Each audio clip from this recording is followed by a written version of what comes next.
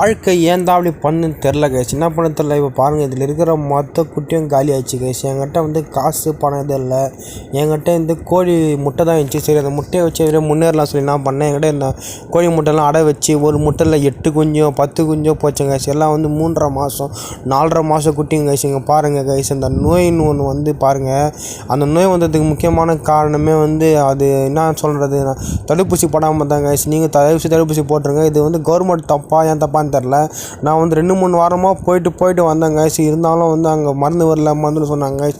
அதனால் ஒரு வாரம் விட்டேன் கைஸ். அதனால் பாருங்கள், என் கோழிங்க பாவம் கைஸ். 3.5 மாதம் 4 மாதம் என்னுடைய உழைப்பு மட்டும் தான் கைஸ் இதில் ஃபுல்லாக இருக்குது. இங்கே பாருங்கள் கைஸ், மொத்தத்துக்கும் நோய் வந்துச்சு கைஸ். இங்கே பாருங்கள், மொத்தமே செத்துச்சு கைஸ். ஒரு கோழியும் தப்பிக்கல கைஸ். மொத்தம் பாருங்கள் கைஸ், எவ்வளோ பெருசாக இது பாருங்கள். எல்லாமே பார்க்கறதுக்கு ரொம்ப பாவமாக இருக்குது கைஸ். என்னுடைய உழைப்பு மொத்தம் போயிடுச்சு. யார்கிட்ட சொல்கிறதுனே தெரில. என்கிட்ட காசு இருந்தாலும் நான் பெரிய கோழி எழுந்திருப்பேன். என்கிட்ட காசு கூட இல்லை. அதனால் என்ன பண்ணேன், என்கிட்ட இந்த முட்டை தான் இருந்துச்சு. சரி, அந்த முட்டையிலேருந்து முன்னேறலாம் சொல்லி அந்த கோழி குஞ்சுகளை பொறிச்சு நல்லா குழந்தைங்க மாதிரி பார்த்துனேன் கைஸ்.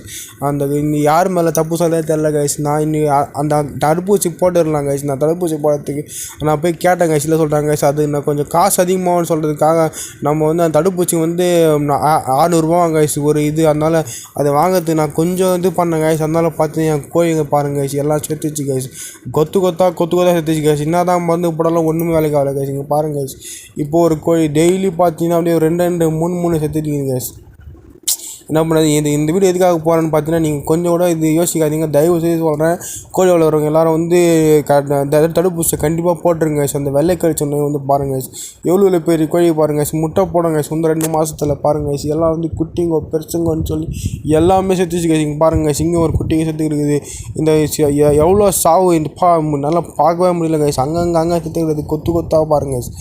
அப்படியே செத்துச்சு கைஸ். இங்கே பாருங்கள், எல்லாமே இது வந்ததுக்கு காரணம் பார்த்தீங்கன்னா வெள்ளை கழிச்சு தான் கைஸ். நீங்கள் தயவு செய்து கொஞ்சம் கூட இது பண்ணாதீங்க. தடுப்பூசி கண்டிப்பாக போட்டுருங்க. காசு பணம் போகுது. இப்போ தான் கைஸ் நான் என்ன பண்ணேன் கைஸ், 4 கோழி தான் இருக்குது. அதுக்கு ஏன்டா நான் 600 செலவு போனேன். நான் அந்த 600 தான் பார்த்தேன். நான் இதை ஒரு உயிராக பார்த்துருந்தா நான் அந்த 600 கொடுத்து தடுப்பூசி போட்டுருப்பேன் கைஸ். நான் ஏன் 4 கோழிக்கு போகணும்னு சொல்லி நான் கவர்மெண்ட் நம்புறது என் தப்பு தான் கைஸ். அதனால் நீங்கள் தயவு செய்து நம்பாதீங்க. நீங்கள் தடுப்பூசி வாங்கி ப்ரைவேட்லேயே போட்டுருங்க கைஸ்.